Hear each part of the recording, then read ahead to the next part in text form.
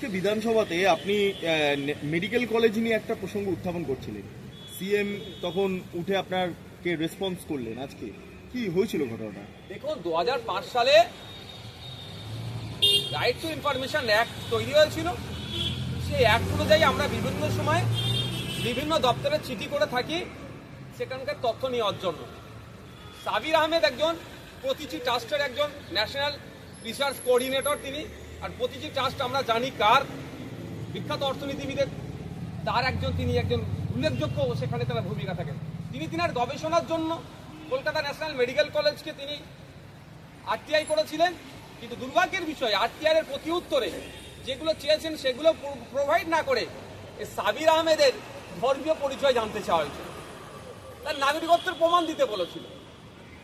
এই সাবির আহমেদ কিন্তু হঠাৎ একজন, তিনি আরটিআই করছেন না, তার লাইফে প্রায় 2500-এর অধিক আরটিআই হয়ে গিয়েছে। তিনি বিভিন্ন সময় বিভিন্ন দপ্তরে, স্টেট গভর্নমেন্ট না সেন্ট্রাল গভর্নমেন্টেরকেও কিন্তু তিনি আরটিআই করেছেন। সেই সময় যথাযথভাবে তাদেরকে তার যে আপনার যেগুলো জিজ্ঞাসা ছিল সেগুলো দিয়েছেন। ইভেন কেন্দ্রীয় সরকারের বিভিন্ন দপ্তরে যখন আরটিআই করেছেন একবারের জন্য নাগরিকত্বের প্রুফ চাইনি, কিন্তু রাজ্য সরকারের হেলথ ডিপার্টমেন্টের national medical college, Kolkata national medical কলেজে যেটা চেয়েছেন তখন নাগরিকত্ব চেয়েছেন। এই প্রসঙ্গে আমি জিজ্ঞাসা করেছি মিনিস্টারকে তথা মাননীয় মুখ্যমন্ত্রীকে বলেছি এর ভিতরে কি ষড়যন্ত্র আছে, এটা তদন্ত হওয়া দরকার, সেই বিষয়ে আলোকপাত করেছি। কারণ আমি আপনাদের জানিয়ে রাখি, এই বিধানসভারও বেশ কিছু গুরুত্বপূর্ণ তথ্য ওই সাবির আহমেদ কিন্তু আপনার আরটিআর মাধ্যমে জানতে চেয়েছিল। বিধানসভার সচিব, স্পিকার স্যার বলুন, যে কর্তৃপক্ষের মাধ্যমে যথাযথ উত্তর দেওয়া হচ্ছে, কিন্তু ওই ক্ষেত্রে দেখবেন উত্তর দেয়নি।